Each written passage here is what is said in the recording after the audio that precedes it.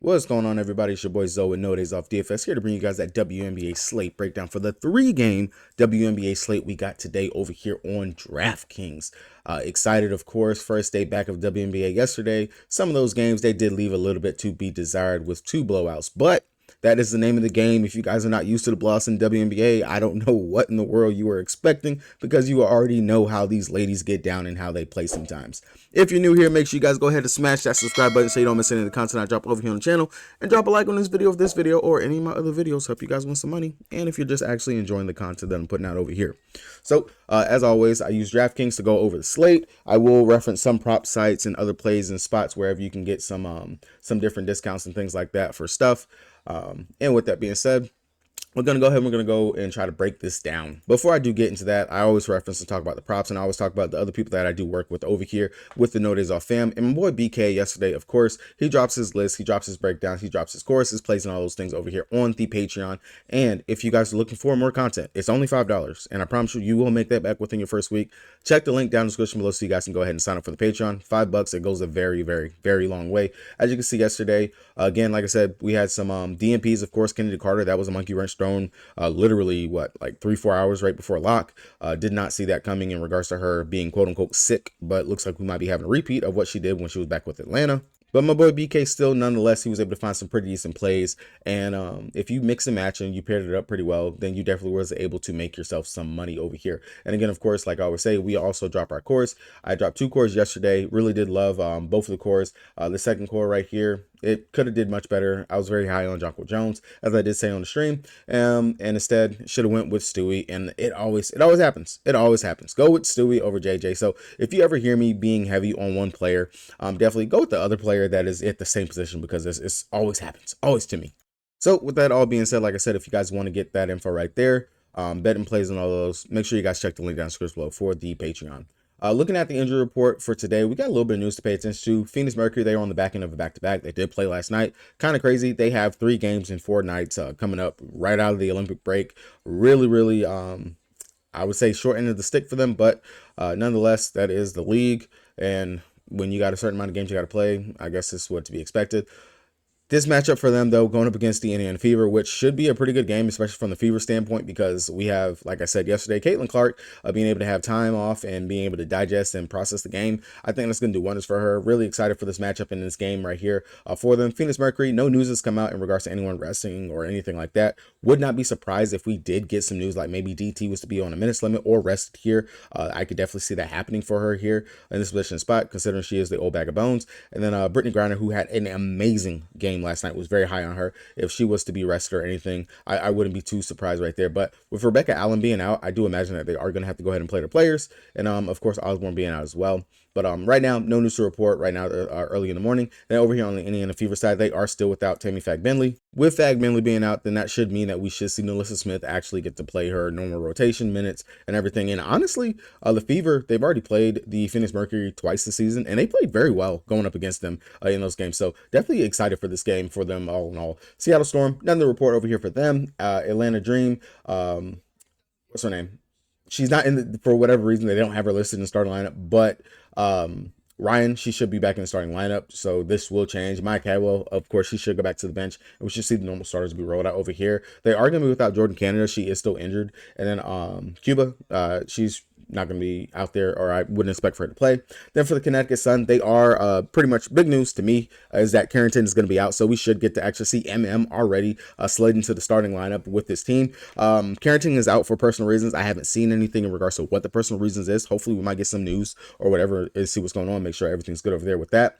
But other than that, this is going to be a shorthanded Connecticut Suns team, and honestly going against my Dallas Wings, who we do know is a poor defensive team. Definitely some stackable options, and of course I think flag plant play of I'll get to from both sides of this game. There are 2 flag plant plays that every lineup, everything will be built around these 2 players that I do play today.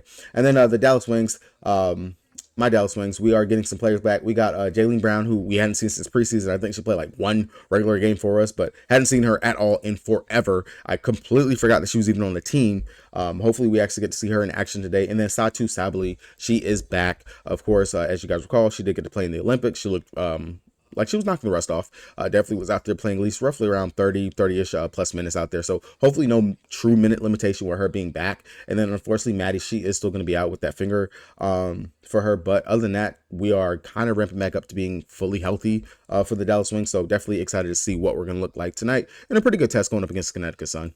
Heading over to DraftKings, the site that I play the most on site. If you guys don't got an account, like I always say, if you want one, check the link down in the description below so you guys get that deposit match bonus. Join your boy over here on the King. So real quick, I'm not going to make this too long of a video. I really think that today's slate, just because there's a lot of players mispriced, it's pretty straightforward. It's just a matter of who do you decide that you actually want to pay up for. And yeah, just going straight into it. It's not a bad slate. I definitely do think that you don't have to get cute. Going over here for Seattle, taking on Atlanta. Honestly, I really did like NECA, just at price, 11K. It is a bit much. She has played Atlanta, 32 minutes, dropped 41.5 fantasy points. Should be well rested. Definitely consider go out here dominating it, going up against Tina Charles, going up against whoever they actually decide to put out there at the power forward position. We know it's not going to be Cheyenne Parker-Tyus, but either way, NECA has played very well going up against them, even throughout her career, and still power forwards going up against Atlanta have actually cooked throughout the season. Lloyd, you already know Lloyd can go off at any moment time, 9,700, not a bad GPP option in play, but I do think that with all the value, we're going to play Caitlin Clark today. Like, that's just no ifs, ands, buts about it. Ezzy, you want to come down off of NECA, you definitely can go down here to Ezzy. Ezzy did play in the Olympics. They did make a pretty decent deep run. We do know that she does have the upside going up against Atlanta earlier in the season. 32 minutes, 33.75 fantasy point per minute. And you know she has a block upside. Definitely don't mind or hate her right there, especially for the 1K value, oh, not 1K, 2K value that you get off of her coming from NECA. And then Skylar at 8,600, she's kind of just there for me. Not really a must play to me in my eyes. Definitely can go to her. Don't hate or mind her. I believe that Atlanta game was the game that she played like up to the half and then quote unquote like injured her ankle or something where she just didn't come back out. She was out in street clothes in the second half. Did not see her again. So definitely I don't mind her at the 8,600, but again, like I said, there's different guards that I really do think we should focus on today's slate. We don't have to focus on some of these middling guards, especially in this type of matchup right here. And then Horson at 7,500, I do have some interest in her right here. 75, played pretty well going up against Atlanta, 31 minutes, but again, Skylar did sit out the second half of that game. So definitely kind of think her numbers might be a little bit inflated, but definitely would consider her and have her in the player pool. Outside of that, Sammy, Vivian, Russell, Holmes, all these, I have no interest in anyone else on the bench. I don't think that we need to go here. Really don't feel like I have to fight to try to figure out why do I need to play Sammy, why do I need to play Vivian's, any of that. That's not needed on today's slate. Over here for Atlanta, really don't like Alicia Gray, 8,100 priced up, and I honestly think this would be a tough matchup for her. I do like her unders over there for props, PRA, PA, 3 points made. All those things would be unders I would take for her. Tina Charles at 8K, again, like I said, this should be a tougher matchup for her going up against the block paralysis in Ezzy, the defense that NECA can actually bring out there. She's old, but she still can play some pretty good defense. And if Tina's not knocking down the shots, her minutes were going down steadily as the latter of the season was going on for her. So we know she can't go out there and put up big numbers if she's knocking down her shot. That's really just a question. Is she knocking down the shot? Is she getting played off the court? Hopefully they might have practiced a little bit, but we already know my feelings with Atlanta. Not really the greatest in the world. Now, I will say Ryan Howard being priced at 7.7, even though the matchup does look like it should be tough on paper, it's Ryan. The usage is there. She's going to go out there. She should chuck. Should. Because we've seen countless times where she goes out there and she just doesn't take a damn shot at all. She did play in the 3x3 right there. I want to say we took bronze in that. So Ryan 7.7, that's probably the lowest we're going to ever see her for the season. Do not mind her at all. Taking her as a possible play. Like I said, that 7-7 versus playing for Skylar or something like that, you might as well just go ahead and play her. Everyone else over here, Cheyenne Parker-Tyus, Cadwell, Powers, Haley, Coffee, no. Don't even try to force it. Don't make yourself go to plays that you do not need. And honestly, I don't think any of those players are needed. Over here for the Phoenix Mercury, again, they are on the back end of back-to-back, but they played Indy very well. In those games, should be a decent matchup. Hopefully no one is limited. If they're not, BG 9.4, she's 100 less than what she was yesterday, and we just saw her smash. Did play 32 minutes though. That is the only thing. In the second game going up against the Indiana Fever, she only played 11 minutes, but was on par to put up a pretty good fantasy point per minute. And in the first game going up against them, 31 minutes, she dropped 35.5 fantasy points. Don't mind her at all. She's not going to go out there and get those crazy blocks like what she had yesterday, but if she's going to be on one again, I really do like her at that 9.4 price tag. That's not bad at all. DT will be a fave for me. Sophie Cunningham, she made me eat my words yesterday when I said that she's been shit. Pugh hasn't really been playing all too well. Went out there and actually had a very good stat line for herself. 27.25 fantasy points. That's not bad at all. Really don't hate or mind her as a possible option, considering that we didn't see Sutton yesterday. Taylor, she was out there, she got some burn and run, but it was just like Harrington, Mac, foul trouble, foul prone. Cloud would be the one that I would have to consider as a GPP option. Again, 10-1. If I'm paying up that much, I would rather just go ahead and get up to Enrique, get up to Caitlin Clark. But at 10-1, you can consider it that she did have a pretty shitty shooting night, 1 of 7. If it wasn't for her foul trouble, definitely should have had like 8-9 assists, but the damn fouls, dude, it was ridiculous. Honestly, the ticky-tacky fouls that she was picking up, it just didn't make any sense. But a Cloud, bounce back candidate, GPP option, definitely should go low owned. And K-Cop, 10-2, I'm not going to force it, really. Like I kind of figured, if she's not putting up the score, she's not getting us enough in these other stats. 37 fantasy points. She should have had more than that, honestly, for as much as what you would have think that she should have did for as much time as she spent out there on the court in what was technically a blowout. But other than that, not really forcing anything over here from them. It's the Indiana Fever side. Now, I said that there's two locks for me on the slate, and that is in the later game. But I do feel like, again, I've talked very highly in regards to Caitlin Clark, processing the game and just having that time off. This should be technically, we should see Superwoman coming out here. Before the break, she was putting up some very, very good fantasy point games. She has 4 games where she put up over 50 fantasy points in those games. The assists, they've been there for her. The scoring has been there. The rebounding, the defense, like all of that has been clicking for her at a pretty good clip. And even going up against the Phoenix Mercury, she's played them well. 52.5 fantasy points in that last game that she did just play going up against them. And then the first game that she played versus them, 39 minutes, she dropped 43.75. If she's going to be out there to play all these minutes out there on the court, I see no reason not to want to play Caitlin Clark here at 12.5. Makes sense why she is priced up that high. I'm just, there's no reason to get cute. Just go ahead, play Caitlin, just roll with it, roll with the punches. It's worth it, I think, personally, in my eyes. Now, one of the things with that is a stack that has been very profitable, and I've seen it take down a couple of contests, is the Caitlin Clark and Aaliyah Boston, because we do know both these players, they have they correlate very well, because a lot of the dishes down low or just the pick and roll and things like that with the big has been with Clark and Boston. This is their future, of course, makes sense. And going up against Phoenix, Aaliyah Boston has actually put up a fantasy point per minute in those games going up against them. In that second game played 33 minutes, she dropped 55 fantasy points. We just saw Angel Reese actually have a pretty decent game going up against them, and that was, of course, largely part due to the rebounds. And if Boston can go out here and rebound anything close to what Reese just did last night and get some bunnies out there as well, this should be a pretty good day for her. And I think she should come in at some lower ownership, especially with some of the other bigs that we do have up on the slate for today. I really do actually like our upside. All right, and we already know that the big rotation, it is going to be extended but not extended, because Dantas is in the mix right here, but we don't have to worry about Fat Bentley coming in and mess with the rotation. So it should just be Boston, Nalissa, and Dantas as the bigs that we should have to worry about in this game. That should be it. Not worried about Saxon being out here on this roster or anything, Lexi Hull, none of these other players. Outside of those two, Nalissa Smith would be a GPP option for me, just because she has played the Phoenix Mercury pretty well and is decent, 8,700. Still, hopefully, maybe the break lit a different fire underneath her, or she's trying to improve her draft, or not draft stock, and improve her trade stock or something like that before the trade deadline hits. So maybe that's something that we could actually see right there for Nalissa. But GPP option, really, it would be Clark and Boston for me from this side of the game. Now going over to the Connecticut Sun, playing on the Dallas Wings. If you were waiting for the two players that I honestly think you should just be building around completely, first one, of course, is going to be AT. Should see the ball in her hands, should be able to have to run it, and also have her rebounding chances and upside here, especially without Carrington. Carrington, we already know that she does bring probably a pretty good scoring in regards to her being out there on the court, and then of course the rebounds as well as what she can actually do, and then the assist that she has as well. All those things are pretty big things that Carrington brings to the table, and just having her off the court, that should give a boost to other players. One of those should be AT. Maybe we could see AT of old, where she was the triple-double queen, being out there, coming off of that Olympic win, going out there balling out. We should see AT of old, hopefully. And at 9.9, I just think that's actually kind of a slap in the face that she's lower than Aaliyah Boston, or she's lower than NECA. Like, how often are we going to actually see AT priced that low? Now, I know that she has been putting up some stinkers of a game, but when you're going up against my Dallas Wings, who play little to no defense, definitely do think that the upside should be there, especially with the pace being pushed as well for her. Outside of that, if you want to take a chance on her, of course, going up against a former team, I don't mind that at all at 8.8. That's not bad, but again, my main focus is trying to figure out how am I going to play Clark. That's one of my main folks right there as my spend up, my pay up at the guard position.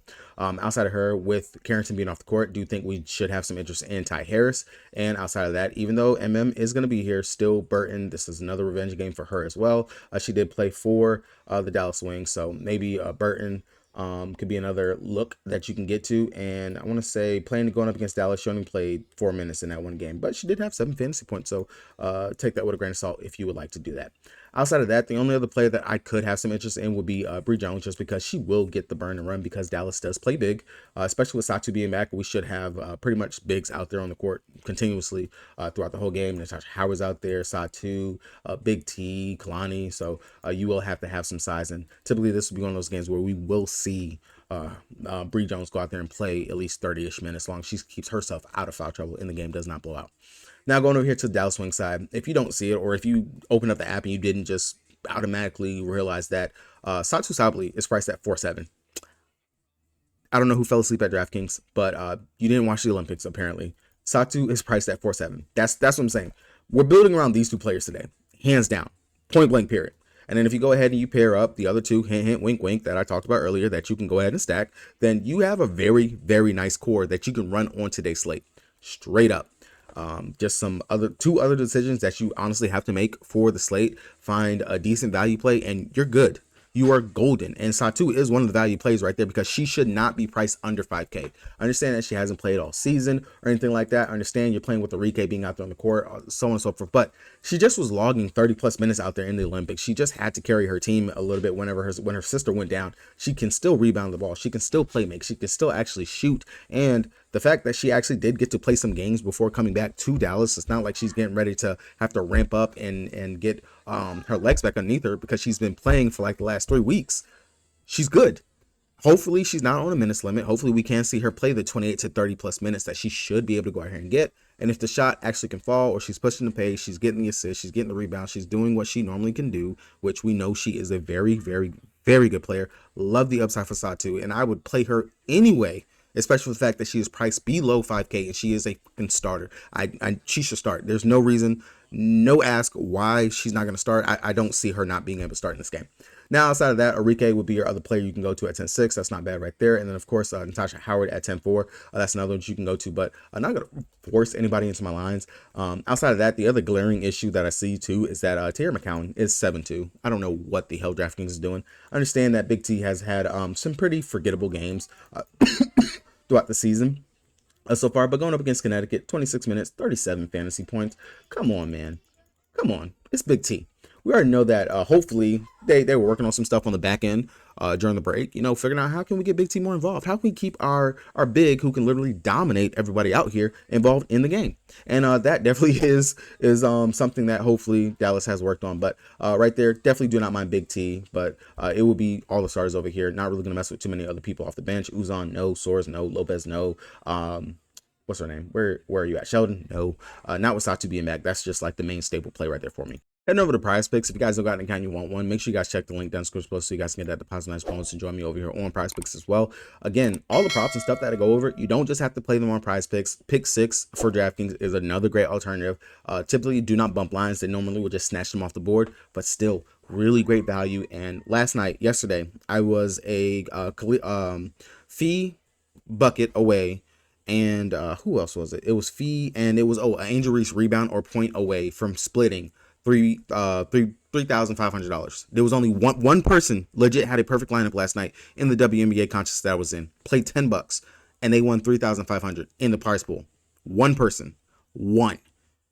If I would have actually hit that, me and that person probably would have split the 3-5, or I don't know however else much it might have been. But still, for $10 to be able to make that much, I can't make that over here on DraftKings on Prize Picks for $10. So definitely take advantage of some of these other prop sites out there that's available. Now, one of the main plays, again, just because we have players out and everything, I do like AT for the over for her 29.5 PRA. I definitely do think that's one that I really do want to jump on for today. And I did speak on in regards to Alicia Gray. I do like the under as a possible play for us to go ahead and take for her over here as a play. Hopefully we can get some of the combo props and things like that. Really, that's definitely a really good way to take advantage of some of the things that they do have over here on on Prize Picks is the combo sometimes, especially with WNBA, they are not where they should be. Caitlin Clark, I'll take the over. She's gone over in both of the games, playing going up against the Phoenix Mercury, and Phoenix Mercury, they do allow quite a bit of assist to opposing guards. 10-5, that'd be one that you can go ahead and pair up with the AT play. 3-pointers made. I'm not really going to go there for DeWanna Bonner, even though she's rested. She should be able to go out there